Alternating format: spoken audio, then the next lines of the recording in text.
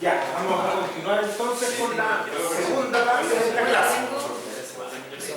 Nos cambiamos de tema, ¿cierto? Vamos a pasar al marco normativo, que es algo que incluye en todos los cursos, así que si han hecho el curso conmigo ya lo conocen, es la misma cuestión de siempre, pero si no, pongan alta atención acá. Aquí nos vamos a poner 6.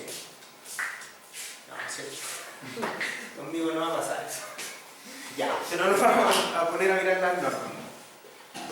Cosas importantes que tenemos que entender antes de entrar a cada una de las normas, ¿cierto?, que van a regir nuestro trabajo, por lo menos en Chile. Hay algunos conceptos iniciales que siempre hacen que nos perdamos, sobre todo en los juicios. Entonces, ojalá que lo entendamos. Vamos a entender estos conceptos desde el punto de vista estructural. No es lo que dice la RAE, es como lo entendemos cuando nos llevan a juicio y nos meten preso. Entonces, ¿qué vamos a entender por el estado del arte? ¿Ya? Vamos a entender qué es lo publicado, reconocido y validado. Básicamente, el estado del arte está representado por las publicaciones en revistas científicas indexadas con revisión de pares. Las publicaciones ISI, ¿cierto?, donde publican los profes de acá. ¿Ya? Ahí es donde se define lo que es el estado del arte. Pero ojo que el estado del arte por sí solo no es algo que nosotros tengamos que ocupar en la práctica. Y ahí es donde tenemos que hacer una diferencia grande. ¿Ya? ¿Qué es lo que vamos a entender como el estado de la práctica? Es lo que se usa del estado del arte. ¿Ya? Evidentemente, todo lo que es borderline, lo que está recién publicado, lo que está recién en desarrollo, son cosas que nosotros no vamos a tener en las oficinas. En las oficinas de proyectos nosotros usamos lo que debemos usar. ¿Y qué es eso? Es el estado de la práctica. Y ahí es donde tenemos esta confusión tan grande a veces. ¿Qué es lo que tenemos que usar? ¿Qué código tenemos que usar? ¿Por qué lo tenemos que usar? Vamos a tratar de discutir eso. Pero primero, hacer una diferencia inicial entre esto. Esto es lo que se usa. Eso es básicamente lo que se sabe a nivel formal. Hay otra cosa también que se mete en este enredo, que es la investigación o conocimiento y desarrollo. Y eso es lo que se sabe, pero no está difundido. O sea, todavía no llega a ser estado del arte. Y esto muchas veces lo conocemos, porque hay un montón de cosas que se saben, pero que no han llegado a publicarse, no han llegado a difundirse, ¿cierto? Sobre todo en las universidades, cuando uno está cerca del tema de investigación, hay harto que se sabe. Pero esto, para nosotros como ingenieros profesionales de oficina, no son más que rumores de pasillo. No es algo en lo que nosotros podamos afirmarnos. Siempre hay que tener en la cabeza que lo que uno use en algún momento puede necesitar validarlo frente a alguien que no es profesional de la ingeniería. Juez. Si usted le va a dar una respuesta buena al juez, va bien. Si su respuesta es mala, entonces no lo haga. Si su respuesta va a ser, oiga, ¿por qué usó eso? Y usted le va a decir, es que me lo dijo Juanito, se va para adentro. Si su respuesta es, lo que pasa es que en el código tanto, página tanto, versículo tanto, amén, entonces yo tenía que usarlo porque era lo mejor que había en ese momento, ya la respuesta es buena. A lo mejor se le cayó la casa, pero la respuesta es buena. Entonces, eso hay que mirarlo siempre, tenerlo en la cabeza. Nosotros tenemos una responsabilidad no solo civil frente a estas cosas, sino responsabilidades que van más allá. El ingeniero normalmente es el eslabón más fuerte de la cadena del diseño. Y también es el más responsable frente a cualquier ley. Para bien o para mal. Entonces hay que tenerlo súper claro. Normas y códigos. Bajamos un poquito a la tierra. ¿Qué son normas y códigos? Son publicaciones generadas por organismos reguladores que contienen las reglas básicas para el diseño. Ya, palabras clave, organismos reguladores. Todo lo que está acá en el estado de la práctica y que está recogido por los códigos que sean aplicables a mí, lo tengo que usar. ¿Por qué? Porque están emitidos por organismos reguladores. El único organismo regulador que tenemos en Chile es el INN, Instituto Nacional de Normalización, y no hay otro. ¿Cuál es el problema? El INN no es gubernamental, sino que es privado. Por lo tanto, las normas del INN, a pesar de que es el único organismo regulador, en principio no son obligatorias. ¿Ya? No me van a llevar a mí preso por no cumplirlas. Pero cuando haya algún problema, lo más probable es que el mismo abogado que me dijo que no era obligatorio cumplirlas, me diga por qué no las cumpliste, que vais preso. Eso es lo que se ve, porque yo aquí les puedo transmitir un poco mi experiencia personal, pero sepan ustedes que las experiencias son eso, personales. No necesariamente la de una persona va a representar el espectro completo de lo que puede pasar. ¿Qué está perdido?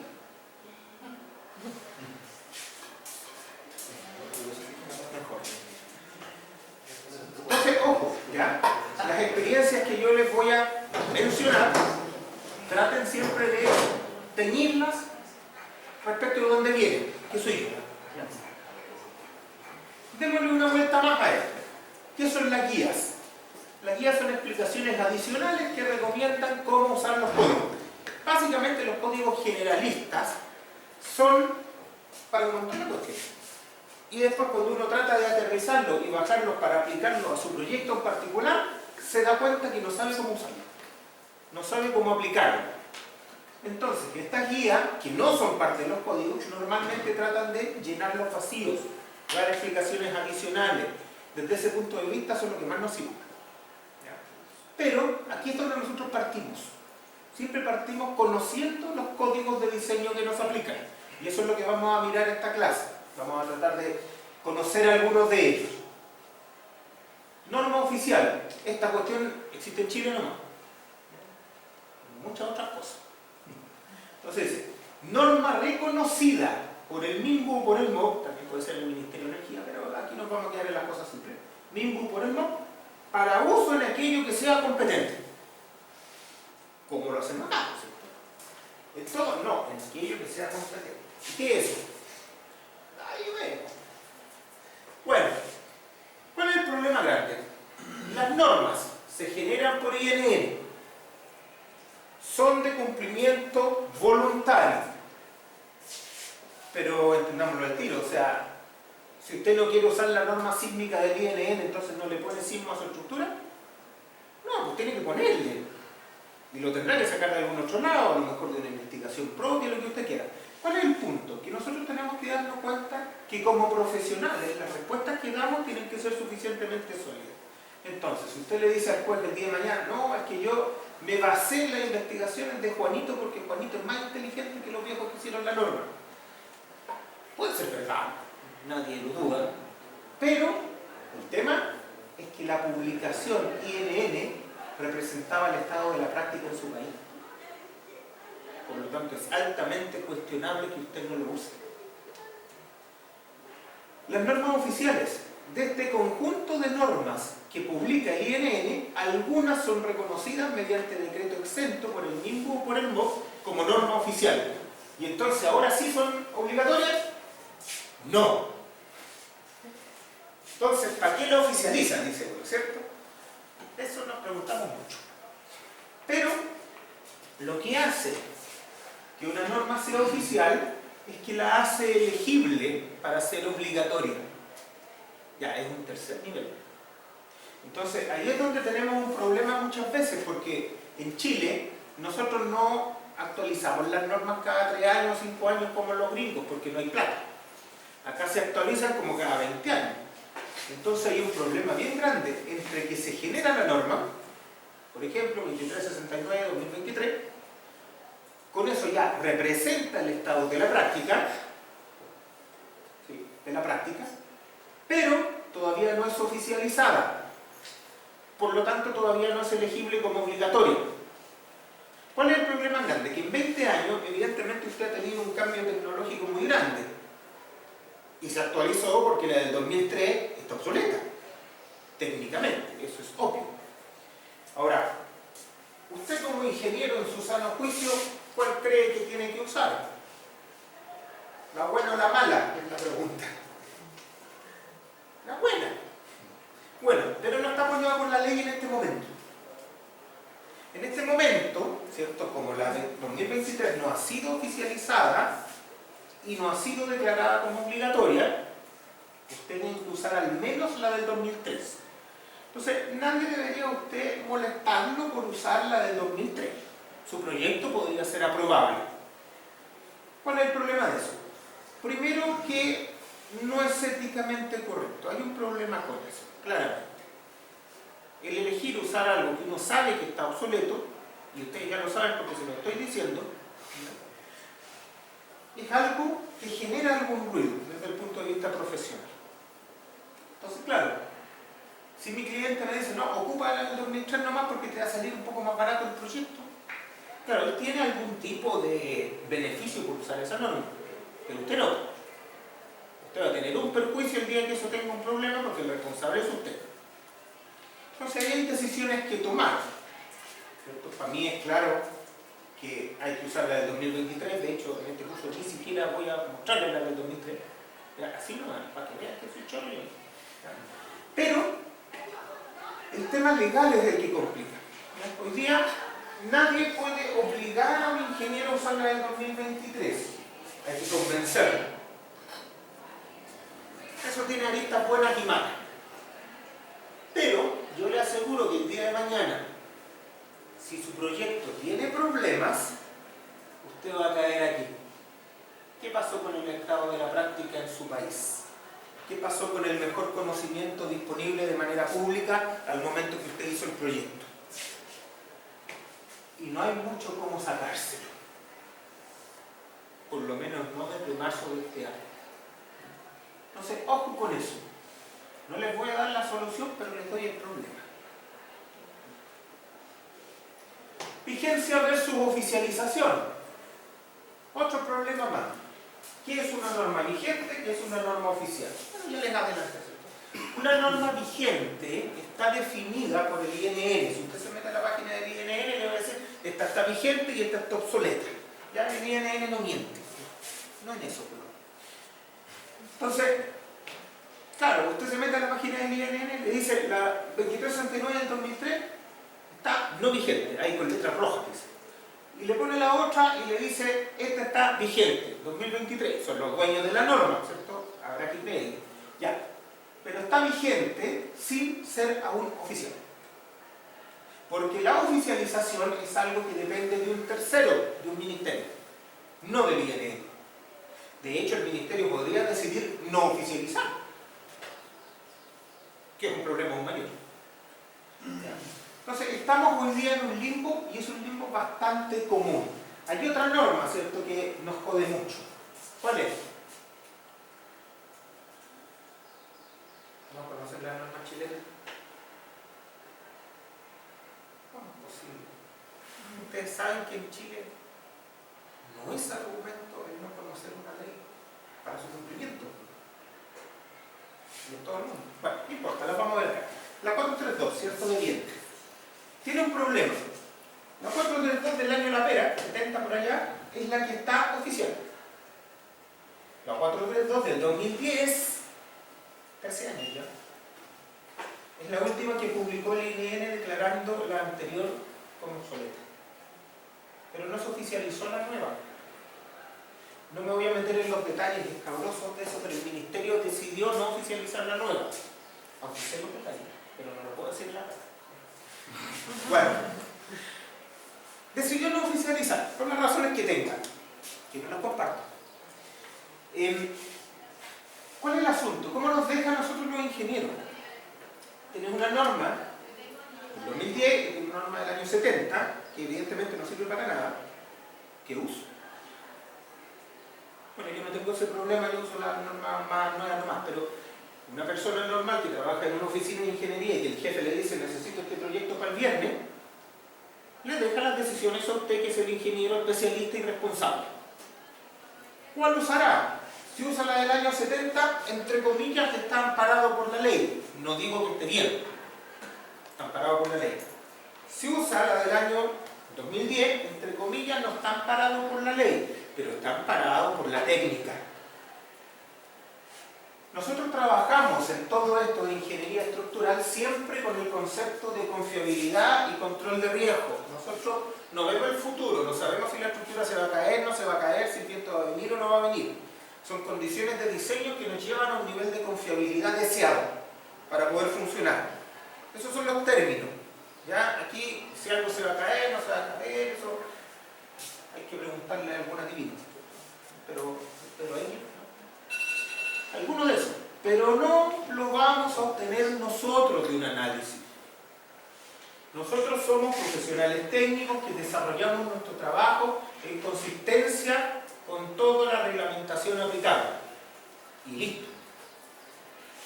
Entonces, ¿cuál será el riesgo si yo ocupo la norma actualizada o ocupo la norma del año de la pera obsoleta?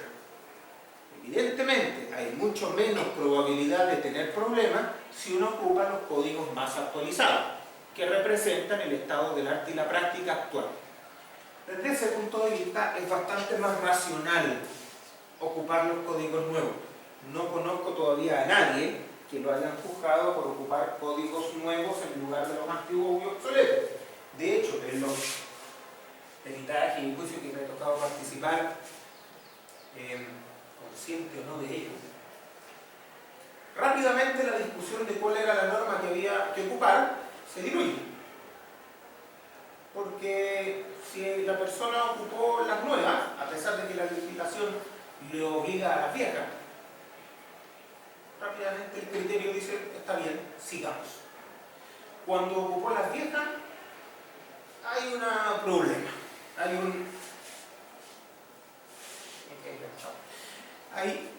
Hay una suerte de dejemos eso congelado un ratito, lo miramos después a ver qué sale.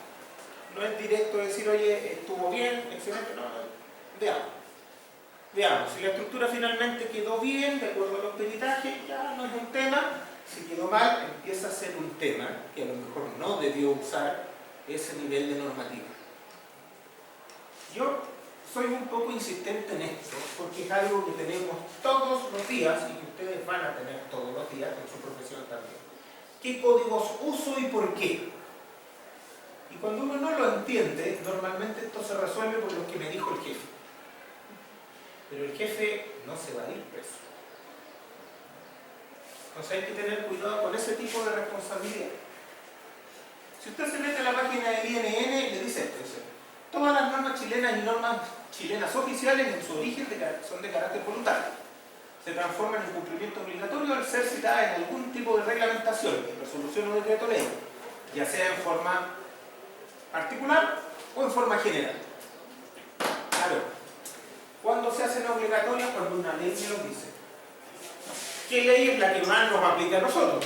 La Ley General de Urbanismo y Construcción, que en 2 tiempos nos pasa a la Ordenanza General de Urbanismo y Construcción. Por lo tanto, para nosotros, las normas obligatorias son aquellas que la OUC nos dice que lo son, como mínimo. Ahora, complementando, ¿cierto?, las que no me diga que son obligatorias, yo podré decir algo al respecto también. Mi sugerencia es que usen la norma más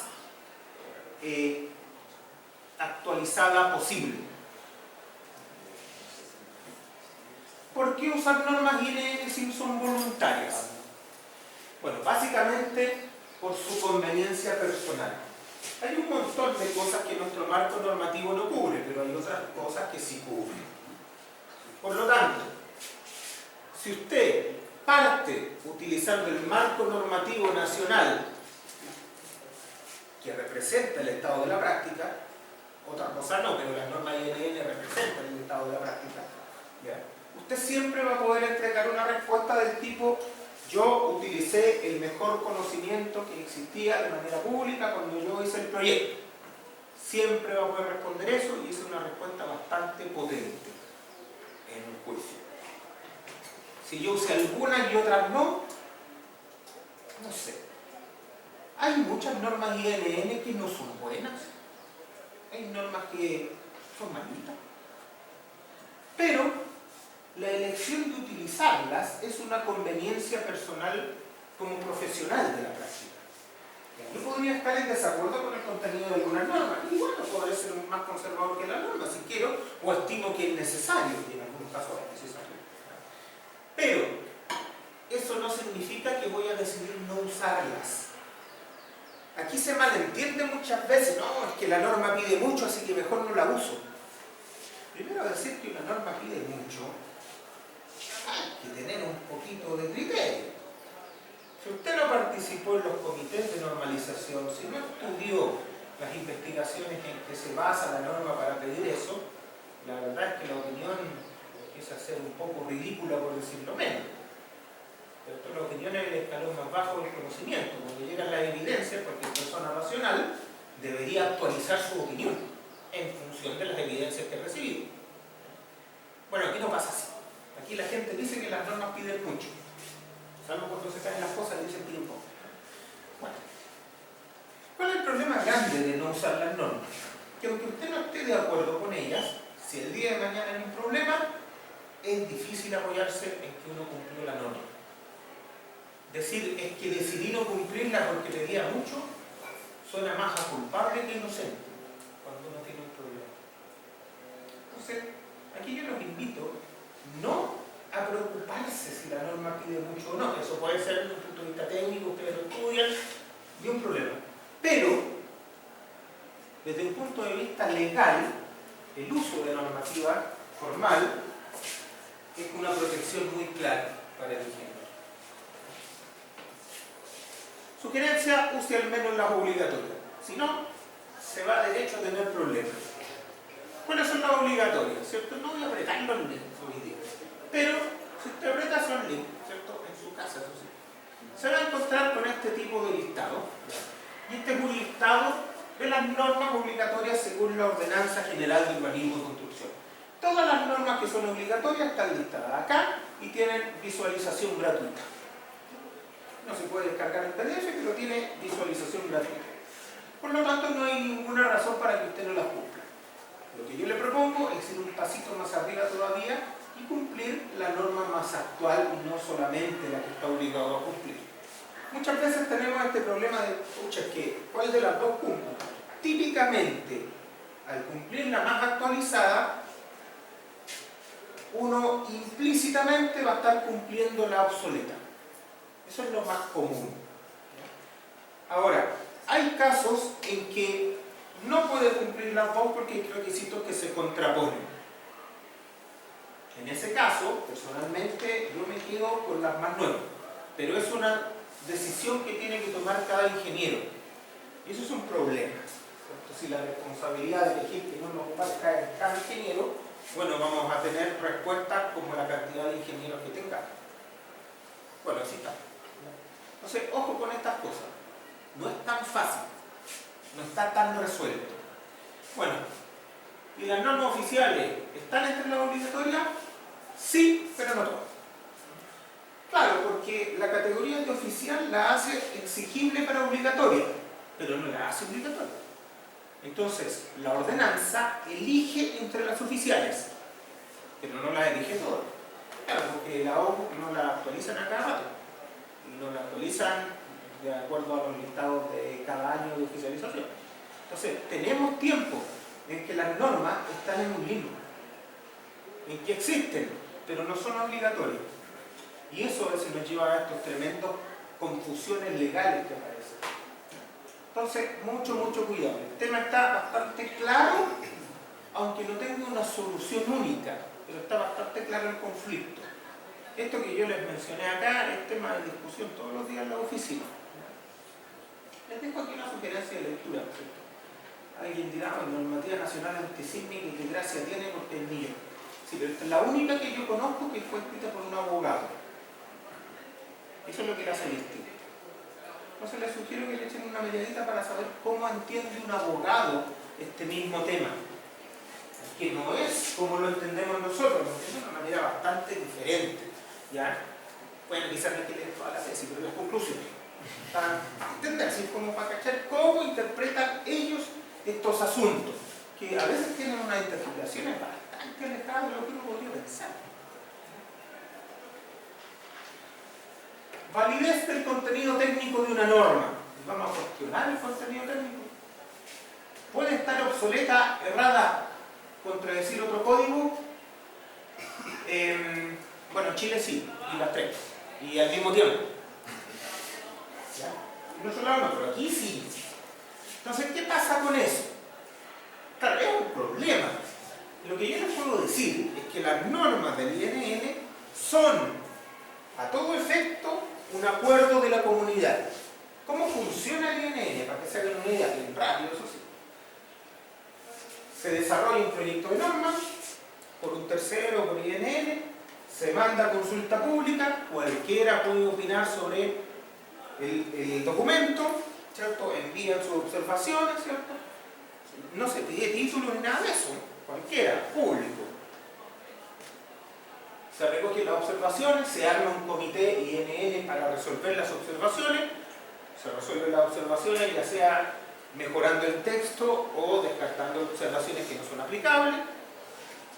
Se cierra el comité, se publica la norma. Ese es el término, publicar norma. ¿Ya? Y se declara vigente. Listo. Dado que el proceso es absolutamente público y que además existe la condición de que cada observación sea resuelta por consenso, no por votación ni unanimidad, por consenso. Consenso es que todos están relativamente de acuerdo y nadie está tan en contra como para declarar un disenso.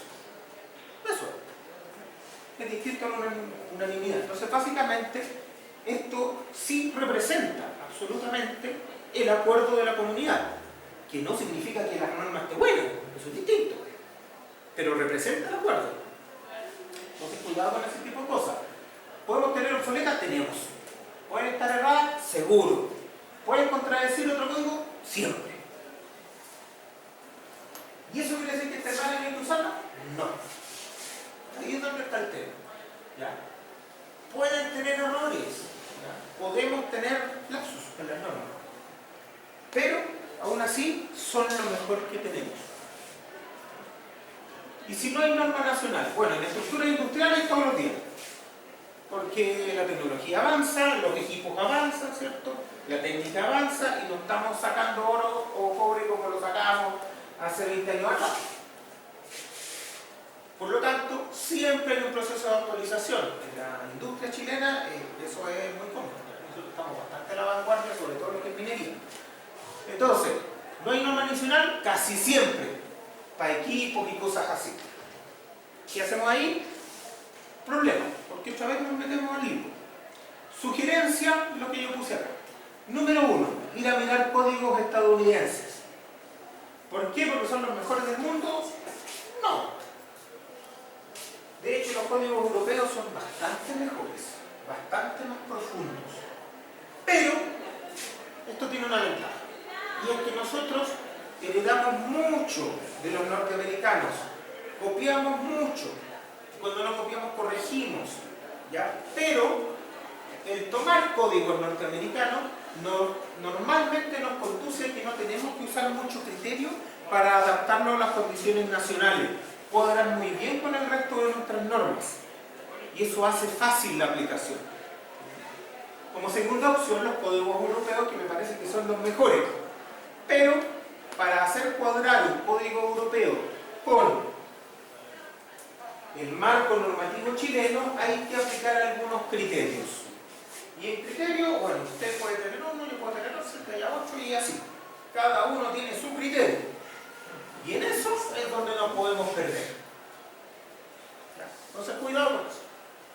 3. Códigos de otros lugares suficientemente serios. ¿Cierto? Me refiero a que no googlee, sino que sepa dónde se estudia suficiente aquello que usted está mirando. Por ejemplo, en Tanque los indios son súper buenos para eso. Sismos, los neozelandeses son buenos. Y así, vamos viendo cosas que sean suficientemente serias. Siempre va a aparecer la seriedad en las cosas que nosotros hacemos. Nosotros no necesitamos saber, necesitamos mostrar que estamos usando algo que es suficientemente bueno. El saber se da por entendido y superado. 4. Documentos o guías generados por instituto u otra entidad de investigación formal. Claro, si ya no hay códigos para la otra, para lo que estoy buscando, me tengo que ir a algo suficientemente formal. Típicamente instituto. En Estados Unidos hay instituto para todo. Se busca el instituto de la piedra caliente para el hormigón y tiene un instituto. ¿Ya? Por lo tanto, ellos van a tener alguna publicación para poder diseñar eso. Eso es lo más común. Después, libros especializados desarrollados por autores reconocidos. Es decir, acá empiezan a aparecer los textos universitarios, si es que, ¿ya? Pero de ahí para arriba, no. De hecho, aquí en este curso nosotros no usamos textos, usamos normas directamente. ¿Ya? Autores reconocidos. ¿Por qué eso? El reconocido empieza a aparecer harto ahí. No se trata de que alguien que no conozca a nadie no pueda saber más o tener mejores publicaciones. El tema vuelve a ser el mismo, el riesgo. ¿Qué voy a elegir yo? Un autor que está absolutamente reconocido, avalado por publicaciones, por historia, que se puede equivocar y publicarle cera, porque eso lo hacemos todos. Pero, en contraste, tengo a alguien que primera vez que publicar. O sea, a lo mejor uno lee y dice, oye, ¿sabes que primera vez que publica este gallo lo está haciendo bueno? Sí, pero yo lo que necesito es formalidad. Necesito buscar cómo yo me defiendo ante un juez por un potencial error. Y aquí la decisión correcta es irse por el lado de los autores conocidos y reconocidos. ¿Ya? Para bien o para mal. Después de los libros de texto me voy a los artículos e investigaciones publicadas en revistas científicas especializadas. Aquí me voy al estado del arte. ¿Fijan? Ahí estoy hablando directamente del estado del arte. Pero son publicaciones en revistas científicas especializadas, con revisión de pares, ¿cierto? Estas indexadas, insisto, donde publican los profes de acá. Y no publicaciones simples que no conoce nadie, que no tienen revisión de pares. ¿Ya? Hay revistas y revistas, unas que son muy serias y formales y otras que no tanto. Hay que tener harto cuidado. Aquí nos referimos directamente a los journals, a publicaciones de la ISC, cosas de ese tipo y de ese nivel. 7. Experiencia personal y sentido común. Aquí de repente el sentido común nos falla un poco, pero la experiencia personal vale, pero no vale por arriba de todo lo demás, porque todo lo demás es formalización de conocimiento. ¿Se fijan? Aquí empieza a aparecer lo que usted piensa, porque ya no está investigado de manera formal, ¿cierto? Lo rebuscó. Entonces empieza a valer lo que usted piensa respecto al fenómeno. A diferencia de la universidad, donde uno puede decir, no sé, en la práctica usted tiene que entregar el proyecto el viernes. Tendrá que hacer los supuestos que sean necesarios, las simplificaciones que sean necesarias, para alcanzar la confiabilidad adecuada en el proceso. Lo que sea que signifique eso. Entonces, ojo con eso. Sentido común. Normalmente me conduce a criterio conservador. ¿Ya? La ignorancia se tapa con criterios conservadores, no con audacia. 8. Artículos e investigaciones publicadas en Congreso. Mucho cuidado, está en el 8 ya. Y no lo puse acá arriba. Claro, ¿por qué? Porque en los congresos no todos tienen una revisión exhaustiva de pares. ¿Ya? No todos los papers de congreso están a la altura de los papers de revista científica. De hecho, normalmente es al revés. Normalmente la persona empieza sus investigaciones, las muestra en algunos congresos y va evolucionando hacia la publicación más formal en la revista científica. Ese es el camino. ¿Ya? Entonces, ojo, los papers de congresos uno lo tiene que interpretar más bien como una opinión de los autores, que no es malo, pero no es algo reconocido transversalmente. Entonces ahí uno tiene que tener cuidado y ¿con qué me voy a quedar? Con autores reconocidos, más que con el congreso en que fue publicado esto. Y bueno, modelo. Jamás usar información cuya procedencia o veracidad sea dudosa. Internet. ¿Ya? O ChatGPT, porque es súper mentiroso. Mira, mentiroso. Bueno, sea crítico y muy cuidadoso con la información que utiliza, con su origen y con su propio entendimiento personal sobre nuevas cosas. Aquí, súper importante, ¿qué se está diciendo ahí? No es solo tener en cuenta de dónde viene la información, sino lo que yo entendí de eso.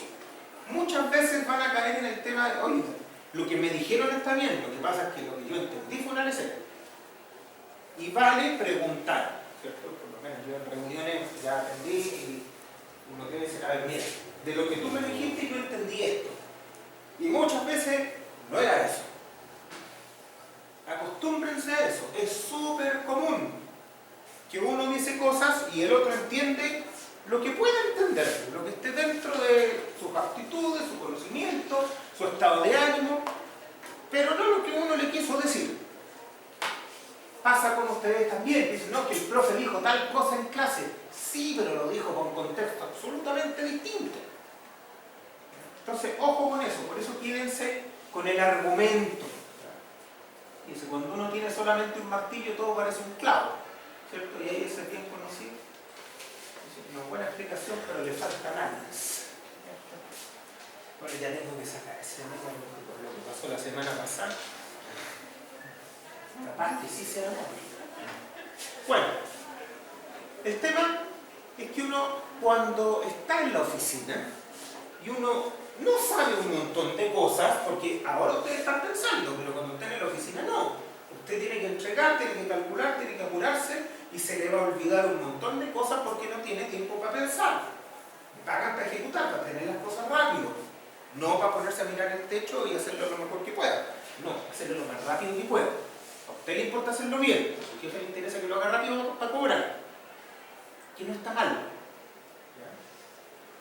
No sé vos, si yo solo sé hacer palitos en el SAP y resulta que llega algo que no lo puedo resolver con eso, lo más probable es que yo llegue y lo meta como palitos al SAP. Y me va a salir una estupidez, ¿cierto? Los software son así, usted mete basura, saca basura. No hay otra opción. Pero tiene que darse cuenta que esa no es la solución, que no es lo que el problema requiere. Y para eso tiene que pensar y muchas veces reconocer sus propias limitaciones de conocimiento, capacidades y habilidades. Y lo segundo, que a veces se nos olvida, si no domina el tema, no duden en asesorarse por un especialista. ¿Ya? Ese sí, se lo puedo dar. Claro, usted no tiene que saber de todo. Como decía el jefe mío, lo que tiene que tener el teléfono al que sabe. Usted no está obligado a ser especialista en cualquier cosa. Para eso hay un montón de especialistas a los que usted puede recurrir.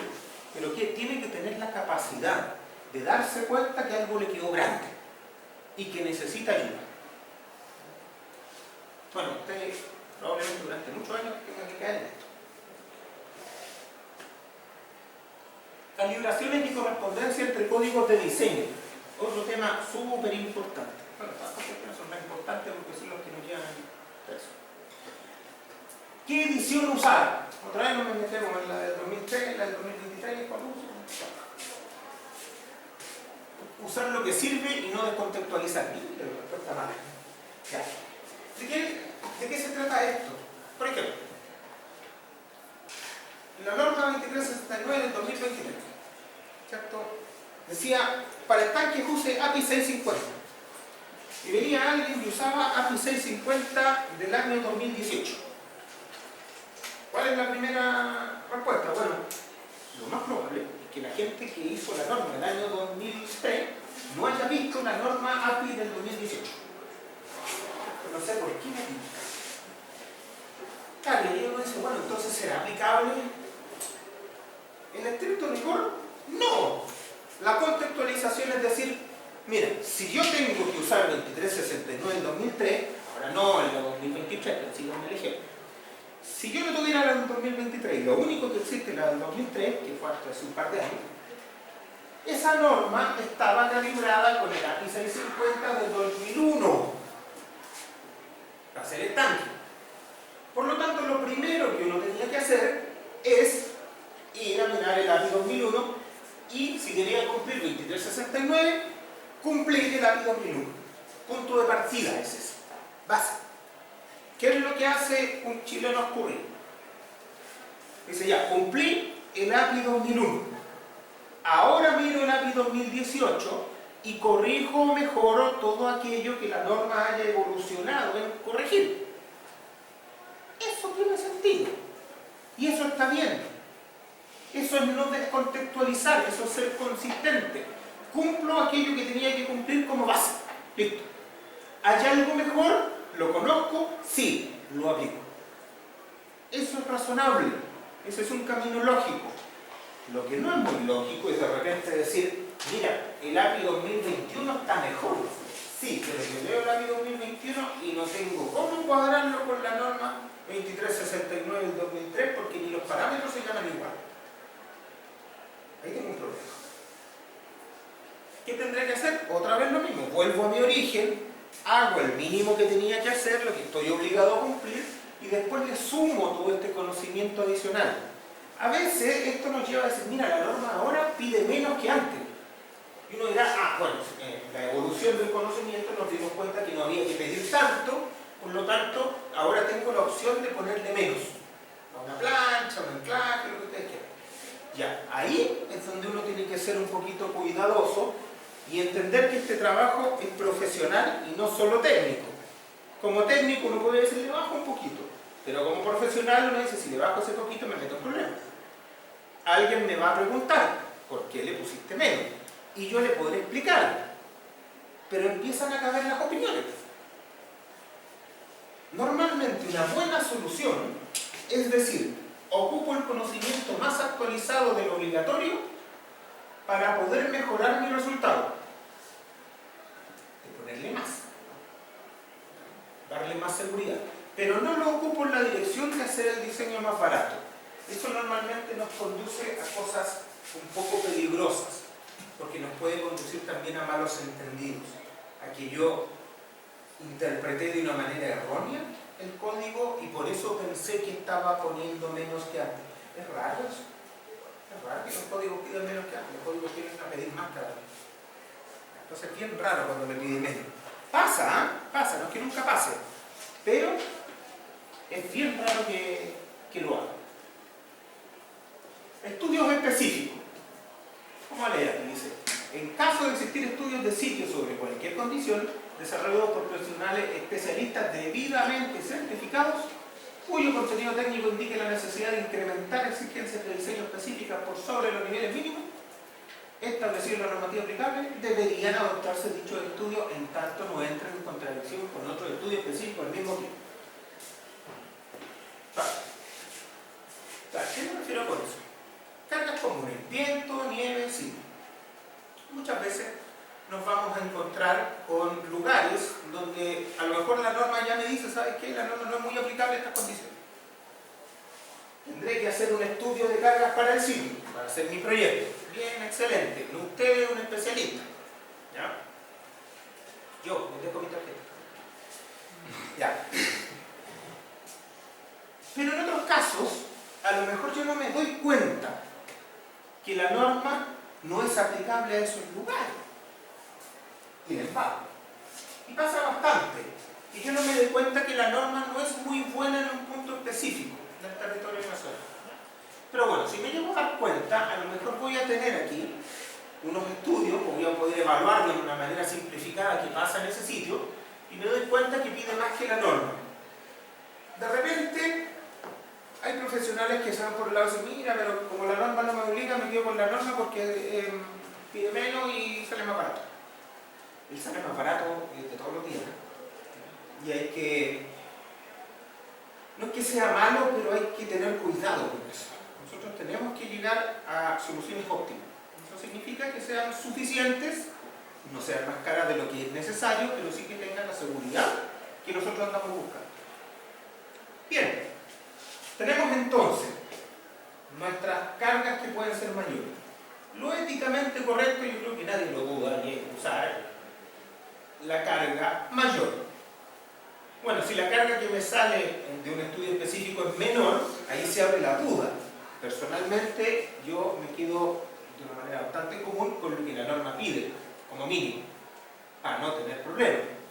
Si me dio el estudio de carga menor, me quedo tranquilo, más tranquilo. Ahora, si me sale que pide más en ese lugar, evidentemente tengo que usar eso, me convenga económicamente o no. ¿Ya? ¿Cuál es el problema de todos estos estudios? Que dependen de lo que aparece en rojito, del especialista debidamente certificado. Y aquí hay que ser súper transparente y honesto. Nosotros tenemos una tendencia, sobre todo en Chile, al exceso de especialistas. Y lo digo con harta incomodidad. Usted se mete en LinkedIn y yo me siento fracasado, porque ¿qué cuestión acá? Todo el mundo es especialista. Todo el mundo es el mejor del país, todo el mundo ha hecho todo, y uno lo busca y no aparecen esas cosas. No hay gente que uno tenga en el radar como especialista en algo.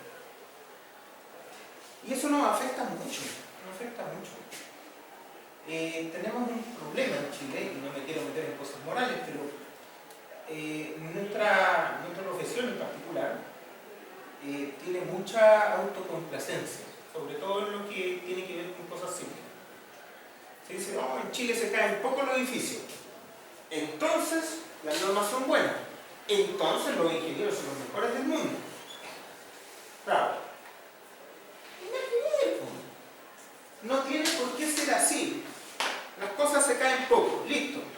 El resto de las interpretaciones, yo personalmente no sé de dónde salen. Disculpen lo honesto, pero nuestras normas no son las mejores del mundo. Tratamos de mejorarlas, hacemos estudios, hacemos esfuerzos, pero no son las mejores del mundo. Nuestros especialistas, chuta, no voy a decir que somos malos, porque no lo somos probablemente, pero no somos los mejores del mundo. Hay que entender este asunto.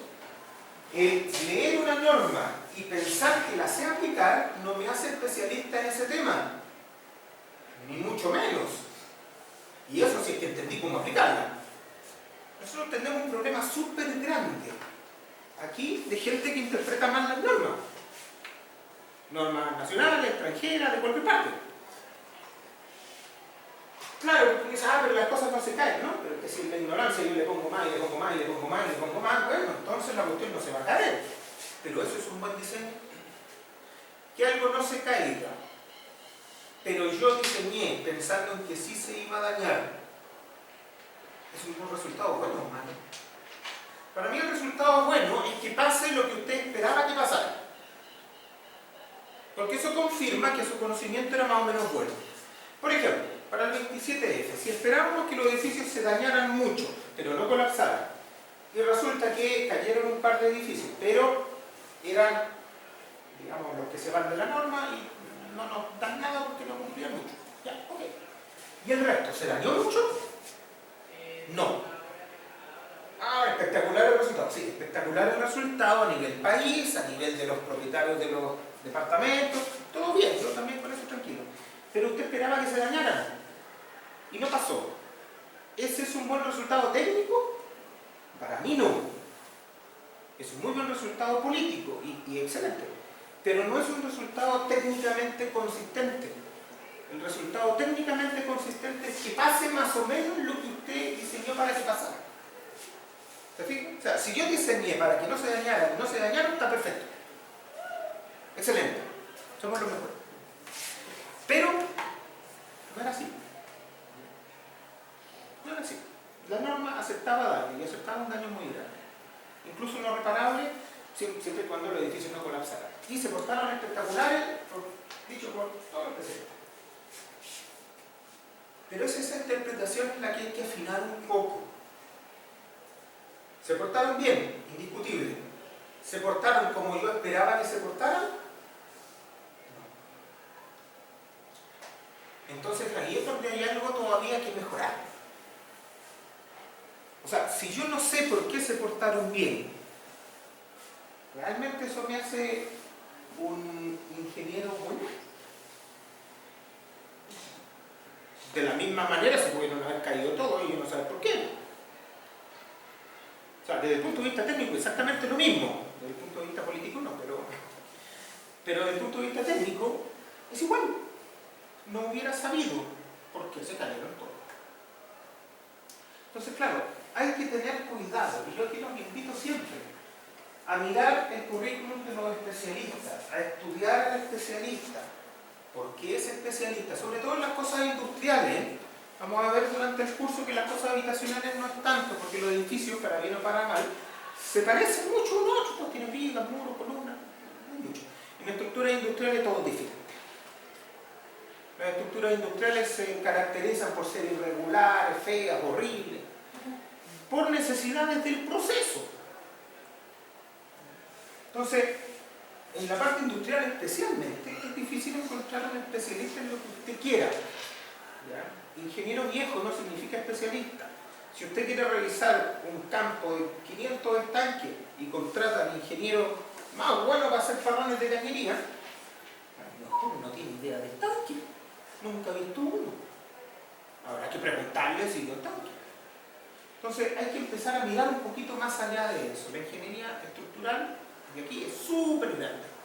Y no podemos saber todo y tampoco esperamos que sea así, pero esto de la autocomplacencia nos está trayendo varios problemas, bastantes. Y si hay estudios contradictorios, bueno, es evidente que si usted tiene dos ingenieros, va a tener dos estudios que no dicen lo mismo. Nunca van a salir dos ingenieros con el mismo resultado. Pensemos aquí en los típicos estudios de amenaza sísmica. Uno le va a decir, no, mire, en este lugar usted tiene como un 20% más que lo que pide la norma. Y el otro le va a decir, no, con la norma está bien. Y uno dirá, bueno, me quedo con el que pide menos. Pero no es la idea. Todos los estudios, en especial los de amenaza, tienen una cantidad de supuestos importantes. Y aquí no estamos diciendo que un ingeniero sea más bueno que el otro, que no tenga más títulos que el otro. Aquí usted puede elegir en función del contenido técnico de las cosas. ¿Qué me refiero con eso? Usted ve un informe y dice, mira, los supuestos que hizo este ingeniero son tales, los que hizo este otro ingeniero son tales. Una batería de supuestos a lo mejor se ajusta más a su proyecto en particular que el otro. Y eso le puede decir cuál usted puede elegir. Bueno, si es el que pide más, será, y si es el que pide menos, será el que pide menos. Pero es el que se ajusta técnicamente más a su proyecto. Usted no necesita ser experto en amenaza, pero usted conoce su proyecto.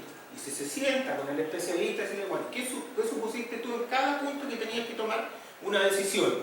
Y usted va notando que hay algunas que se acercan más a su proyecto y otras que no tanto. Porque uno como especialista toma decisiones con la información que tiene de la mejor manera que pueda. Bueno, discernir en base a argumentos técnicos, ¿cierto? Lo correcto no necesita estar en mayoría. Y eso es algo que típicamente a nosotros nos pega mucho, este asunto de las mayorías. Decir, no, pero es que resolvámoslo por votación. Se da mucho. Yo les puedo comentar que en el aspecto normativo, que me ha tocado llevar hartas normas, emblemáticas, muchas veces sale esto, de decir, mira, es que resolvámoslo por votación. La votación tiene un problema, y es que presupone que todos tenemos el mismo conocimiento y entendimiento y podemos discernir en base a eso. Y eso es mentira.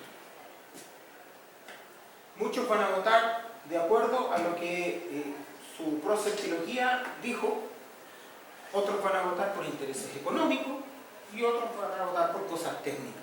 Uno no sabe cuál es la razón.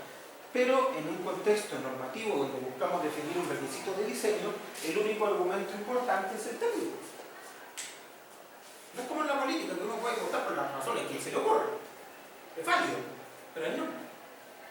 Ahí lo que importa es el mejor contenido técnico, y para eso yo tendría que filtrar a la gente que puede votar. Y el INN no hace eso. Ahí son todos. Entonces por eso es que es bien difícil este asunto de las mayorías. Para bien o para mal. Normativa nacional vigente. Vamos a mirar para diseño estructural. Si usted quiere buscar normativa vigente, váyase a la página del INN. ¿Ya? Cuando me llaman y me dicen, oye Carlos, salió la norma tanto, yo me meto ahí y veo si salió, tampoco es tan difícil. Puede ser, para buscar leyes, decretos, por ejemplo, oficializaciones, hágalo ahí. Esa es la biblioteca del Congreso. La biblioteca del Congreso no miente. Los demás del Congreso ya es otra cosa, pero la biblioteca no miente.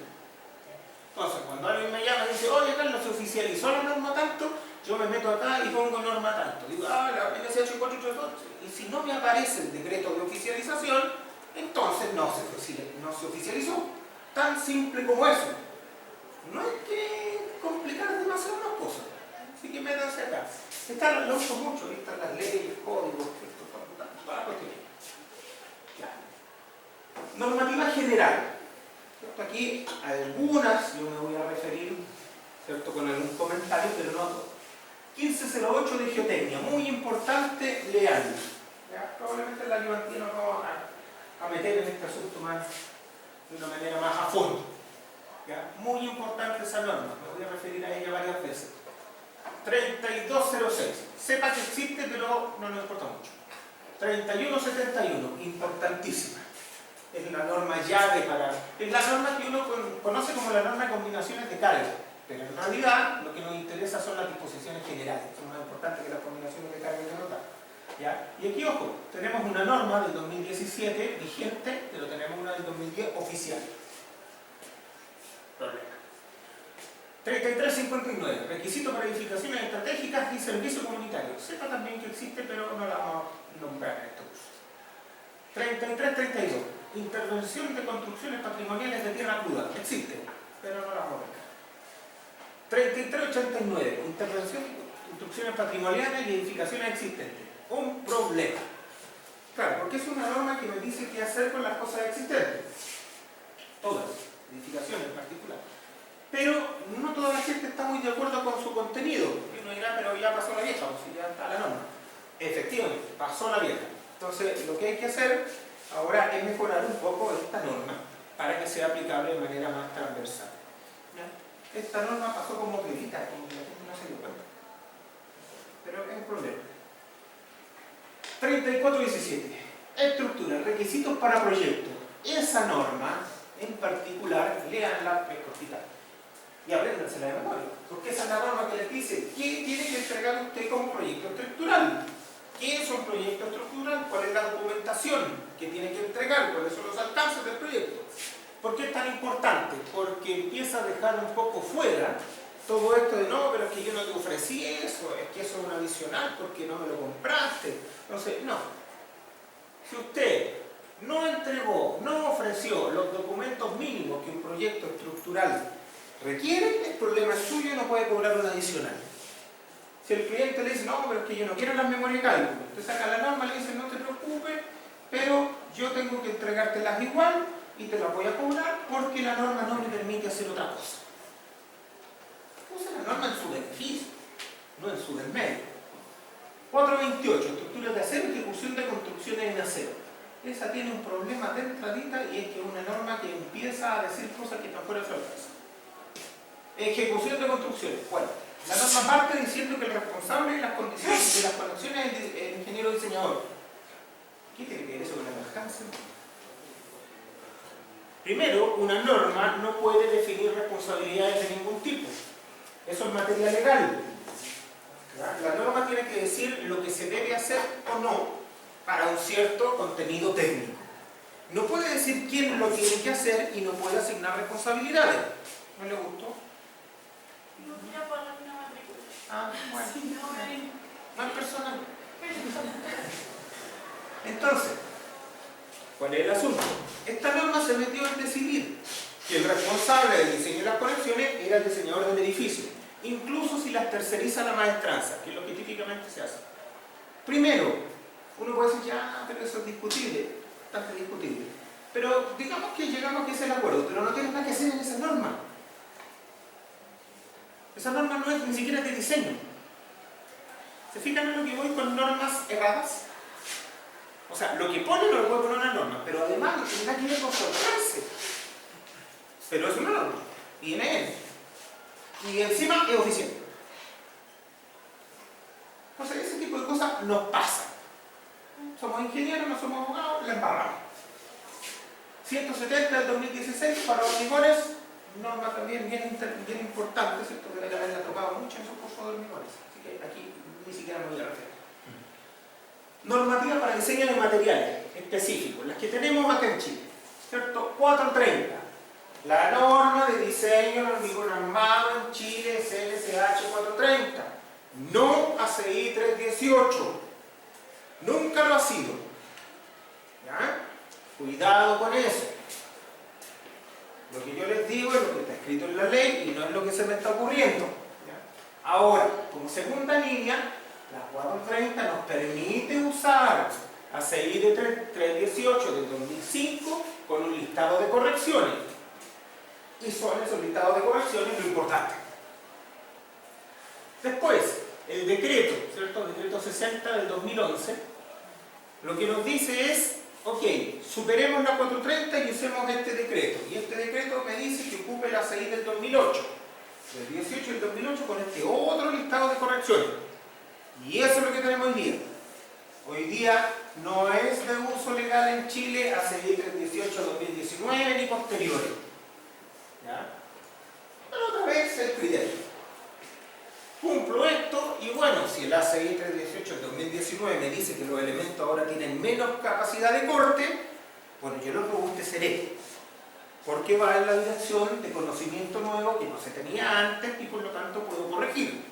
Lo que no puedo hacer es ponerle menos que antes. Lógica. Bien, 427 parte 1. Diseño en acero, perfiles laminados, perfiles armados. ¿Cierto? No es ISC 360 la norma de uso en Chile, de hecho ni siquiera es norma, es un código de un instituto que no es regulado por el gobierno de Estados Unidos. Entonces, tengo que usar 427.1, que copia el contenido técnico de ISC 360 del 2010. Pues otra vez, yo podría usar 360 del 2010 y después mirar si las posteriores, ¿cierto? A ISC, por ejemplo, 2022, si las ediciones posteriores corrigen algo, a lo mejor lo podría implementar, pero mi norma nacional es esa. 427.2 para perfiles plegados, lo mismo pero con la ISI del 2012. 21.23, albañilería confinada. 19.28, albañilería armada, bastante menos importante que la primera porque en Chile nos saltamos de albañilería confinada a hormigón armado. Es raro pasar por la albañilería armada. Si le vamos a poner ferro a algo, mejor si lo ponemos a los hormigón directamente. Entonces normalmente pasamos de albañilería confinada a hormigón. 30.73, albañilería armada y confinada de hormigón celular curado en autoclave. No lo usamos. No lo usamos. 11.98 madera, muy importante, muy importante. Esa norma está en proceso de actualización, se cerró el comité hace pocas semanas, ¿cierto? Y ojo que ya había salido en 2014. Entonces ahora se está actualizando normalmente, norma muy importante para madera. ¿Ya? Pero como en este curso no tocamos la madera, no nos importa mucho, pero la norma no. 21.65, tensión admisible para madera y tampoco nos va a interesar. Normas de carga, esta siempre importa. 431 para nieve, esto es oficial, la de... No, está mal. No, esa no es 2016, está mal, está mal. Esta es como el año 60, esta cuestión la que es oficial. Sí, no, aquí puse cualquier cuestión. Ya, listo, está mal. Ya, 431 del 2010. Esa es la vigente que tenemos y deberíamos referirnos a esa cada vez que nosotros queremos usar algo. 432, la de viento, ¿cierto? Aquí, la del 2010 es la vigente y la del año 71, esa es 71, 971, bueno, dice 1971, sí, esa. La del 71 es la que está oficial y la de arriba es la que está vigente. Harta diferencia. 15.37, cargas permanentes y cargas de uso, bien importante, el hecho que sale de sobrecarga general, sobrecarga para techo, puente de grúa, etcétera, etcétera, etcétera. 33.63, para edificaciones en zonas con riesgo de tsunami o sequía. O sea, para cosas que están en el mar o en el borde costero. Normativa sísmica, y aquí sí la cosa se pone más interesante. Normativa sísmica. Somos un solo país, pero tenemos tantas normas. Distintos colores, distintos sabores, distintos usos. Tenemos la 433 para edificios. El proceso de actualización, sesionando el comité de NIDN. Tenemos la 2369 del 2023, vigente, para estructuras industriales. Tenemos la 2745, para edificios con aislación sísmica. Tenemos la 3411, para edificios con disipadores de energía. Tenemos la 3357 para componentes y sistemas no estructurales. Y tenemos el manual de carretera que tiene su propio espectro. O sea, tenemos alta normativa sísmica. Pero la amenaza sísmica es una sola. Y cada una de estas normas tiene un espectro sísmico de diseño diferente. ¿Por qué? Porque la gente no se pone de acuerdo.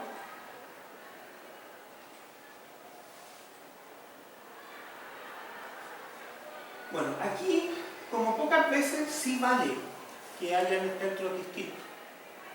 Si bien la amenaza sísmica, que es lo que uno espera como intensidad sísmica en un lugar, no depende de la estructura, sino que depende de las condiciones del sitio, ¿cierto? La lejanía de las fallas, cierto tipo de suelo, ese tipo de cosas, ¿cierto? De eso depende la intensidad que uno espera en un lugar. El cómo yo voy a utilizar esa intensidad para diseñar una estructura, sí depende de la finalidad de la estructura. Depende de las características de la estructura, depende del desempeño esperado de esa estructura, depende de varias cosas más. Entonces ahí es donde yo sí abro la posibilidad y digo, bueno, todos estos eventos de diseño son diferentes, pero no significa que la amenaza sísmica en cada punto sea diferente. Cuando tomo la amenaza sísmica y aplico mis criterios de diseño, entonces aparece el espectro de diseño de cada una de estas normas. Y por lo tanto, dependiendo del set de criterios de diseño que yo tenga, va a ser bien diferente las condiciones de diseño que ocupe para cada una de estas cosas. Por ejemplo, cuando hablamos de estructuras habitacionales, lo que se persigue con los niveles de desempeño es que la estructura para niveles de evento severo pueda no colapse. Eso es lo que principalmente se persigue. En la 2369, para el mismo nivel de evento, lo que se persigue es que pueda mantener una continuidad de operación o generar un daño reparable, que es un escalón mucho más exigente que el que no colapse. El que no colapse ya quedó fuera, lejos. ¿Se fijan? Entonces ya piden cosas distintas. Como piden cosas diferentes, los criterios de diseño pueden ser distintos a pesar de que la amenaza sísmica sea la misma, la intensidad que yo espero en el lugar. Lo mismo para edificios con aislamiento sísmico y disipadores de energía, ¿cierto? Estos elementos van a necesitar, por ejemplo, una predicción mejor de la respuesta, porque van a trabajar en desplazamiento. Entonces yo tengo que usar una interpretación de la amenaza que sea buena en desplazamientos. Y así vamos llegando a distintas de estas normas. Entonces podemos tener espectros de diseño distintos. Lo que no podemos tener es una amenaza distinta en todas estas normas. Y vamos a ver aquí qué entendemos con amenaza. Otras publicaciones nacionales, el manual de carretera, ¿cierto? De la Dirección de Vialidad. Normalmente nuestras normas no especifican lo que tiene que ver con interacciones con suelo. Y eso lo entrega el manual de carretera. El manual de carretera no es norma, pero es la publicación que hace el Ministerio de Obras Públicas, ¿cierto? La Dirección General de Vialidad, para nuestras carreteras, puentes, etcétera, etcétera, etcétera. Descansa mucho en la ASTO, que es una norma internacional muy buena también. Por lo tanto, si hay cosas que nuestras normas no contemplan, pero las encuentro en el manual de carretera, yo lo uso. Ahí está, y ahí lo pueden bajar. El manual de carretera se actualiza casi todo. La guía de diseño, construcción y operación de obras portuarias. Lo mismo que el manual de carretera, pero ahora para la Dirección de Obras Portuarias. Entonces, si yo tengo que hacer un proyecto portuario, ¿cierto? Me voy a ir aquí, voy a tratar de cumplir este código, esta guía, a pesar de que no es norma, no es obligatoria, pero está emitida por la Dirección de Obras Portuarias del mundo. Lo que me hace que pueda dar una buena respuesta. Documentos ICHA, ¿cierto? Usted puede meterse al ICHA y bajar ciertos documentos. De ahí yo les recomiendo que bajen dos en particular, ¿cierto? El libro de Diseño en Acero, Práctica Chilena, es gratis, ¿cierto? Tienen que meterse ahí y bajarlo. Y el libro de Rodrigo Silva de Diseño de Elementos de Acero. ¿Por qué? Bueno, porque son gratis y están en español, pero son libros que están hechos con práctica chilena y eso es súper importante. Entonces, por favor, bájenlo, revísenlo, ¿cierto? Léanlo, usen.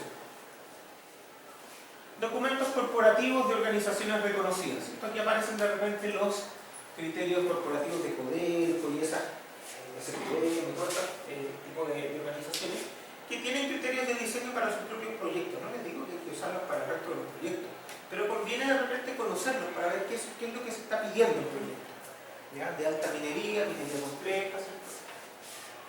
Guías AICE, la Asociación de Ingenieros Civiles Estructurales. Aquí hay algunas guías, ¿cierto? Yo cumplo por decirles que existen, pero pensaría que estas son informaciones generales que representan la opinión de los autores. no tienen mucho más peso. ¿Ya? Existen, mírenla. Marco internacional de referencia. ¿Cómo ando con el tiempo? Marco internacional de referencia. Publicaciones. Aquí tengo varios.